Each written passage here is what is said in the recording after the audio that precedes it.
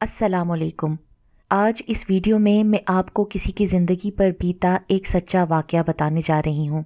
इससे पहले मेरे YouTube channel Urdu centre plus को सब्सक्राइब करके बेल नोटिफिकेशन को ऑन कर दें ताकि आप आने वाली मेरी तमाम चैनल अपडेट से आगाह रहें। आप मेरी वीडियोस को ज़्यादा से ज़्यादा शेयर करके कार खैर में शामिल हो सकते हैं। अब आप मुझे ट्विटर, फेसबुक और इंस्टाग्राम पे भी फॉलो कर सकते हैं। जाने वाले चले जाते हैं, पीछे उनकी यादें बाकी रह जाती हैं। मेरे पास आज भी वो आईना है और उसकी यादें हैं, जबकि मैं 2 बच्चों की माँ और ज़ीशान की बीवी हूँ जो मुझसे बहुत प्यार करते हैं। लगता है कि मैं अदील को अब भुला चुकी हूँ कि यही ज़िंदगी का असूल है, मरने वालों के साथ मरा नहीं जा सकता। ये उन दिनों का जिक्र है जब ताया अब्बू, मेरे बाबा और चचा जान सभी इकट्ठे एक बड़े से मकान में रहा करते थे। चूँकि दादी जान ख़ानदान की सरबराह थीं, वही इस मुश्तरका फैमिली सिस्टम के ज़रिए हम सब को जोड़े हुए थीं। हमारा ख़ानदान बड़ा था और सब एक जगह रह रहे थे। पूरी बरादरी में हमारी फैमिली इत्तफ़ाक़ और मोहब्बत की वजह से मशहूर थी। तीनों भाइयों के बच्चे जब एक जगह बैठते, वहाँ पल भर की खामोशी नामुमकिन बात थी। हमारे बड़ों का भी आपस में एक रौनक मेला लगा रहता था। ये माह रमज़ान की बात है। फूफो ने अपने घर हम सबको अफ्तारी पर बुलाया था। फूफो के किचन से बेहतरीन खुशबू आ रही थी।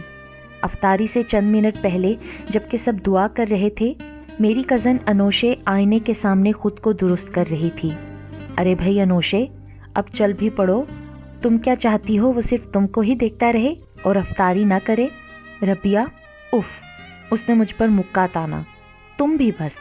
मैं उसके मसनूई गुस्से से महजूज होते हुए हंसी और बाजू पकड़कर खींचते हुए डाइनिंग टेबल तक ले आई। जब सारा ख़ानदान खाने की मेज़ के गिर्द बैठ चुका तो दादी भी आ गई। आते ही हम सब पर नज़र डालकर कहा, माशाअल्लाह, मेरी इस कायनात को नज़र न लगे, हमेशा ऐसे ही हंसते बसते रहो। मुझे अपने तायाजाद अदील के सामने जगह मिली थी और अनोशे जो बचपन से फूफीजाद ज़ीशान को पसंद करती थी, वो ऐन उसके सामने विराजमान थी। हम सब कज़न्स में बहुत गहरी दोस्ती थी, मगर अदील से मेरी दोस्ती सबसे ऊपर थी। वो मेरा बहुत ख्याल रखता और मैं भी उसकी हर बात मान लेती। दरअसल उसकी कोई बहन ना थी और मेरा भी कोई भाई ना था। शायद इसीलिए वो मेरी हर फरमाइश पूरी करता और मैं उसके हुक्म पर उसके सब काम खुद करती। मसलन उसके लिए चाय बनाती, उसकी शर्ट इस्त्री कर देना। अफ्तारी के बाद ही बातों बातों में फूफो ने ये कहकर सबको चौंका दिया कि इस ईद पर कुछ नया प्रोग्राम करेंगे। क्या नया फूफो? मैंने सवाल किया था। ये तो ईद पर ही पता चलेगा, उन्होंने चहक कर जवाब दिया। रात चाय पीने के बाद बड़ों की महफिल ड्राइंग रूम में सजी और हम सब बाहर लॉन में बैठे थे। तभी मेरी निगाहें अदील को ढूंढने लगीं। वो कमरे में होगा शायद, ये सोचते ही मैं लॉन से कमरे में गई। वाकई वो खिड़की से बाहर देख रहा था। अरे भाई, देखना ही है तो लॉन में आ जाओ, यहाँ अकेले क्यों खड़े हो? बाहर ठीक से नहीं दिख पाता, तभी अंदर से सुकून से देख रहा हूँ। अच्छा भाई, अब बाहर चलो, सब वहाँ गपशप कर रहे हैं और तुम यहाँ तन्हाई की धीमी आग पर हाथ ताप रहे हो। मुझे लॉन में नहीं बैठना। तो फिर कहाँ चलना है? ऐसा करते हैं, बाहर चलते हैं आइसक्रीम खाने। चांद रात थी, हमने ढेर सारी शॉपिंग की और आखिर में आइसक्रीम खाकर घर आ गए। मैं इस अमर से बेखबर थी कि आज की रात के बाद मेरी ज़िंदगी यकसर बदल जाएगी। शॉपिंग के बाद रात में किचन में थी जब अदील आया और मुझे पैक किया हुआ एक डब्बा दिया। हैरान थी कि सारी शॉपिंग तो हमारे साथ की थी, फिर ये कब ख़रीदा? कमरे में जाना तो खोल कर देख लेना, पर इतना बता दूं कि इसमें मेरा चांद है। ये कहते ही वो मुस्कुराते हुए बाहर चला गया। वो मुझे बहुत बदला हुआ लगा। फ़ौरन अपने कमरे में गई और पैक खोला। उसमें एक खूबसूरत दिल के डिज़ाइन का लकड़ी से बना दरवाज़ा था। दरवाज़ा खोला तो उसमें आईना था, जिसमें सवाए अपने चेहरे के मुझे और कुछ नज़र ना आया। मैं उलझ गई, ये क्या? ये तो सिर्फ आईना है। मुस्कुराकर मैंने उसे ड्रेसिंग टेबल पर रख दिया कि बहुत प्यारा है। सुबह ईद थी, खुशी की नवीद थी। सभी तैयार हुए, नए कपड़े पहनकर एक दूसरे को ईद मुबारक कहा। कुछ देर बाद फूफो अपने बेटे ज़ीशान के साथ आ गई। मैं और अनोशे उनके लिए चाय बनाने चले गए। जब हम चाय लेकर लौटे तो फूफो दादी और वालिद साहब से कह रही थीं, रबिया को मुझे दे दो, میرے ذیشان کو وہ بچپن سے پسند ہے، اب تو دونوں نے تعلیم بھی مکمل کر لی ہے، منگنی آج کل میں کر لیتے ہیں۔ یہ سن کر انوشے کے ہاتھ سے چائے کی ٹرے چھوٹ گئی۔ ارے کیا ہوا؟ میں نے انوشے سے پوچھا۔ میرے ہاتھ میں مٹھائی کی سینی تھی۔ کچھ نہیں ہوا، بس یہ سب ٹوٹ گیا۔ کوئی بات نہیں بیٹا، اور چائے بنا لو، دادی نے کہا، اور شکور سے کہو یہ سب صاف کر دے۔ چائے کے برتن ہی نہیں، کسی کا دل بھی ٹوٹا ہے، پر اس کی کسی کو خبر نہ ہوئی۔ منگنی عید کے تیسرے دن رکھ لیتے ہیں، پھپھو نے کہا۔ ٹھیک ہے، ابو نے جواب دیا۔ رات کو انوشے بغیر کسی سے بات کیے اپنے کمرے میں جا کر سو گئی۔ میں نے عدیل کو دیکھا جو آدھی رات تک پرانے گیت سنتا تھا، آج وہ بھی غائب تھا۔ دونوں کے اس غیر معمولی رویے پر میرے دل میں کھٹک سی ہوئی۔ جب امی ابو نے میرا فیصلہ معلوم کرنا چاہا تو میں نے کہا، میں نے تو ایسا کبھی نہیں سوچا تھا، پر بیٹی تمہاری پھپھو ایسا چاہتی ہیں تاکہ وہ ہم سے جڑی رہیں۔ تبھی مجھے انوشے کے آنسو یاد آ گئے۔ امی انوشے بھی تو ہے، اس سے کر دینا ذیشان کی شادی۔ پر بیٹا ذیشان نے تمہارا نام لیا ہے، اگر انوشے کو پسند کرتا تو اسی کا نام لیتا۔ امی ابو الجھن میں ڈال کر چلے گئے اور میں سوچتی رہ گئی کہ انوشے ذیشان کو چاہتی ہے اور ذیشان مجھے چاہتا ہے، میں کس کو چاہتی ہوں؟ عدیل کا خیال آ گیا۔ رات کے 2 بج گئے اور وہ صبح سے گھر نکلا تھا، ابھی تک نہیں آیا، نہ جانے کہاں چلا گیا تھا۔ 3 بار فون لگا چکی تھی پر فون آف تھا اس کا۔ میں اس کے انتظار میں لان میں ٹہلنے لگی۔ اچانک گیٹ پر نظر گئی، وہ اندر آ رہا تھا۔ اس کا چہرہ اترا ہوا تھا اور آنکھیں سوجی ہوئی، جیسے کہ بہت رویا ہو۔ میں اس کی طرف لپکی۔ کہاں رہے تم سارا دن؟ وہ خاموش بس میری طرف دیکھتا رہا، پھر میرا ہاتھ پکڑ کر لان میں پھولوں کی کیاری کے پاس بیٹھ گیا، جہاں ہم دونوں اکثر بیٹھا کرتے تھے اور باتیں کیا کرتے تھے۔ بتاؤ تو کیا ہوا ہے؟ میں نے ایک بار پھر پوچھا۔ کچھ دیر چپ رہنے کے بعد اس نے پوچھا، کیا تم نے ذیشان کے لیے ہاں کر دی؟ نہیں تو مگر۔ ہاں کر دو، وہ بہت اچھا لڑکا ہے، تم کو بہت خوش رکھے گا، تمہیں بھی پسند کرتا ہے وہ، اس نے ایک سانس میں ہی کہہ ڈالا۔ نہیں، میں نہیں کر سکتی، میں نے جلدی سے کہا۔ کیوں؟ کیا تم کسی اور سے پیار کرتی ہو؟ نہیں، پتہ نہیں، میں اس کی آنکھوں میں دیکھ رہی تھی، گویا بہت سے سوال ہوں اس کے پاس، اور وہ بھی ایسے دیکھ رہا تھا جیسے بہت کچھ کہنا چاہتا ہو مگر کوئی روک رہا ہو۔ بالآخر میں نے پوچھا، کیا بات ہے عدیل، تم کچھ کہنا چاہتے ہو مجھ سے؟ اس کی آنکھوں سے آنسو بہہ نکلے، ہاتھ سے آنکھوں کو رگڑ کر بولا، ہاں بہت کچھ کہنا تھا پر اب نہیں۔ کیوں؟ اب کیوں نہیں؟ بس تم شادی کے لیے ہاں کر دو، وہ تمہیں بہت خوش رکھے گا۔ یہ کہتے ہی وہ میرا ہاتھ چھوڑ اٹھ کر اپنے کمرے کے اندر چلا گیا۔ مجھے ایسا لگا جیسے سب کچھ ختم ہو گیا ہو، کچھ تھا میرے پاس جو نہیں ہے اب۔ اس رشتے پر دادی اور میرے والدین مطمئن تھے، پھپھو بہت خوش تھی، اور ذیشان بہانے سے 3 بار کچن میں چکر لگا چکا تھا، جہاں میں دادی جان کی فرمائش پر کھیر بنا رہی تھی۔ لیکن انوشے چپ تھی، وہ کچھ بھی نہیں بول رہی تھی۔ میں نے اسے بہت سمجھایا کہ جاؤ اور جا کے ذیشان سے اپنے دل کی بات کہہ دو، پر وہ نہ مانی۔ کہنے لگی، وہ مجھ سے نہیں تم سے پیار کرتا ہے، اور تم چاہتی ہو میں اس سے اپنے لیے پیار کی بھیک مانگوں؟ انوشے کچھ نہ سمجھی، اور مجھے یہ سمجھ نہیں آ رہا تھا کہ میں کیا کروں، کس سے بات کروں۔ اوپر سے مجھے عدیل کی سمجھ نہیں آ رہی تھی، پتہ نہیں اسے کیا ہو گیا تھا۔ آج پھر وہ صبح سے گھر پر نہیں تھا، میں جانے انجانے بھی سارا دن اسے ڈھونڈتی پھرتی۔ 3 دن گزرتے دیر نہ لگی، منگنی کی شام آ گئی۔ انوشے خود مجھے رسم منگنی کے لیے تیار کرنے لگی۔ لاکھ کوشش کے باوجود وہ خوش نظر نہیں آ رہی تھی۔ رسم منگنی کے وقت عدیل بالکل میرے سامنے کھڑا تھا، لیکن اس کی نظریں مجھ پر نہیں ذیشان پر تھیں۔ وہ رشک بھری نگاہوں سے اس کی طرف دیکھ رہا تھا۔ تقریب کے دوران پھپھو نے ایک اور فرمائش کر دی، کہنے لگی، بھائی مجھ سے اب اور انتظار نہ ہوگا، آپ مجھے شادی کی تاریخ دے دیں۔ بابا نے کہا، جب چاہو آ کر اپنی بہو کو لے جانا، اب یہ ہمارے گھر تمہاری امانت ہے۔ تبھی 1 ماہ بعد کی 20 تاریخ کا تعین ہو گیا۔ میری حالت تو ایسی تھی کہ کاٹو تو لہو نہیں بدن میں، جانے کیا ہو گیا مجھے کہ ہر وقت کھوئی سی رہنے لگی۔ 1 مہینہ گزرتے دیر نہیں لگی، تیاریاں مکمل ہو گئی تھیں۔ اس دوران میرا BA کا رزلٹ آ گیا، جبکہ انوشے جو میری کلاس فیلو بھی تھی، ہم دونوں پاس ہو گئیں۔ میں تھوڑے زیادہ نمبروں سے پاس ہوئی تھی، پر مجھے کوئی خاص خوشی نہ ہوئی۔ لیکن جب انوشے نے رزلٹ دیکھا تو کہنے لگی، دیکھو میں ایک بار پھر تم سے 1 قدم پیچھے رہ گئی۔ یہ بات اس نے کچھ اس طرح کہی کہ مجھے محسوس ہوا کہ میں بہت غلط کر رہی ہوں۔ مجھے ذیشان سے شادی نہیں کرنی چاہیے۔ سوچتے سوچتے شادی میں 2 دن رہ گئے۔ بالآخر میں ایک فیصلے کو پہنچ گئی۔ رات 8 بجے کے قریب میں نے ذیشان کو چھت پر بلایا اور کہہ دیا کہ دیکھو شانی، میری بات غور سے سنو، انوشے تم سے پیار کرتی ہے۔ کیا کہہ رہی ہو تم؟ انوشے مجھ سے؟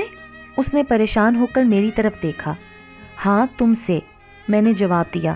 وہ بچپن سے تم سے محبت کرتی ہے، اور میں یہ جانتے ہوئے بھی کہ وہ تم سے محبت کرتی ہے کیسے شادی کر سکتی ہوں؟ پر اب کیا ہو سکتا ہے، میں تو تم سے محبت کرتا ہوں نا، وہ بھی بچپن سے۔ شان نے کندھے اچکاتے ہوئے کہا۔ میں نہیں جانتی، وہ نہ صرف میری کزن بلکہ میری پیاری دوست ہے۔ اس 1 ماہ میں اس نے مجھ سے صرف 3 بار بات کی ہے، وہ جو 1 منٹ مجھ سے دور نہ رہتی تھی۔ میں نے اسے کھو دیا ہے شان، بہت کچھ کھو دیا ہے میں نے کھوئے انداز میں کہا۔ ذیشان نے سوالیہ نظروں سے میری طرف دیکھا۔ اب کچھ کرو نہ شانی، میں کچھ نہیں کر سکتا، اب شادی میں 2 دن رہتے ہیں، میں کیا کروں اس میں؟ اور ویسے بھی میں انوشے سے پیار نہیں کرتا، میری نظریں تو ہمیشہ تم پر لگی تھیں۔ اس نے میرا ہاتھ پکڑنا چاہا، تبھی میں تیزی سے نیچے جانے کو مڑی۔ کیا دیکھتی ہوں، انوشے سیڑھیوں پر کھڑی میری باتیں سن رہی تھی۔ میرے تو ہاتھ پاؤں پھول گئے۔ تم کیا سمجھتی ہو کہ میں اس کا خیرات میں دیا پیار لے لوں گی؟ ہرگز نہیں۔ جب وہ مجھ سے پیار ہی نہیں کرتا تو کیا فائدہ؟ میں جب بھی اس کی آنکھوں میں دیکھوں گی مجھے تم ہی نظر آؤ گی۔ میں اس سے شادی کبھی نہیں کر سکتی، چاہے تم اس سے شادی کرو یا نہ کرو۔ اور ہاں، یہ کیا تم کہہ رہی تھی کہ تم نے مجھے کھو دیا ہے؟ وہ میرے ہاتھ اپنے ہاتھوں میں لیتے ہوئے بولی۔ میں اب بھی تمہارے ساتھ ہی ہوں، ویسی ہی ہوں، بس کچھ وقت تو لگے گا، پھر ٹھیک ہو جاؤں گی۔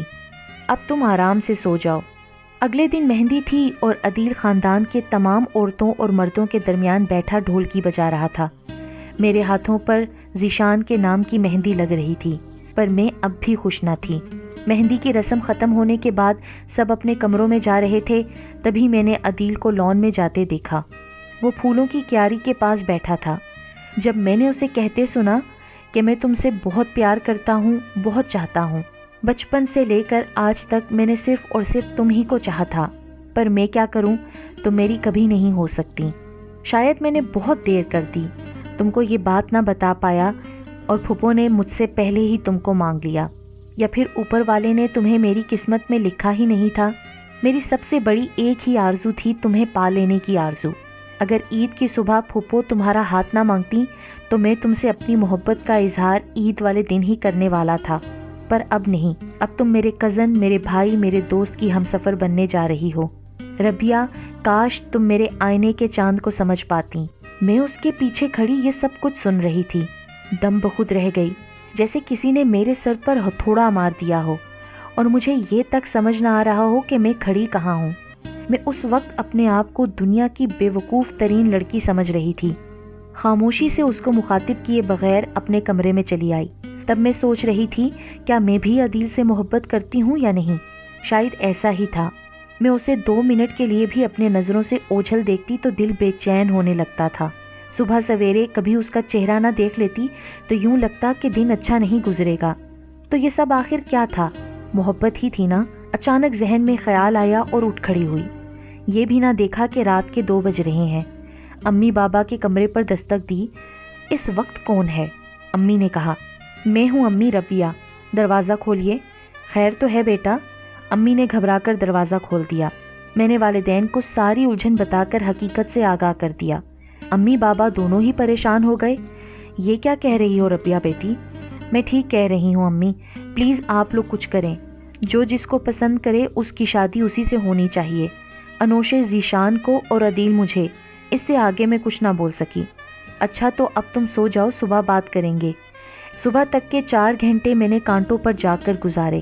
صبح ہی بابا نے ساری حقیقت دادی اور پھپھو کے سامنے رکھ دی۔ انہوں نے پھر ذیشان کو بلایا اور سمجھایا۔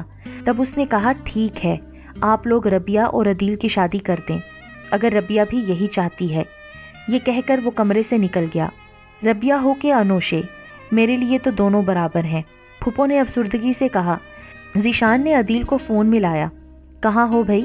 مارکیٹ میں کچھ لینا تھا مجھے۔ اچھا تو پھر جلدی گھر پہنچو، اور ہاں، اپنے سائز کی شیروانی بھی لیتے آنا۔ یہ کیا کہہ رہے ہو تم؟ میں تمہاری شادی پر شیروانی پہن کر کیا کروں گا؟ ویسے بھی بہت اچھا کرتا لے چکا ہوں۔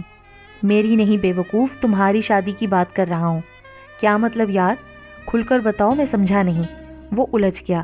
تم جیسا احمق میں نے نہیں دیکھا یار، تم ربیہ سے شادی چاہتے تھے اور ایک بار بھی اسے یا مجھے اشارتاً بھی نہیں کہا۔ اب ہم کو خواب تو نہیں آتا کہ تم کیا چاہتے ہو، تمہارے دل میں کیا ہے؟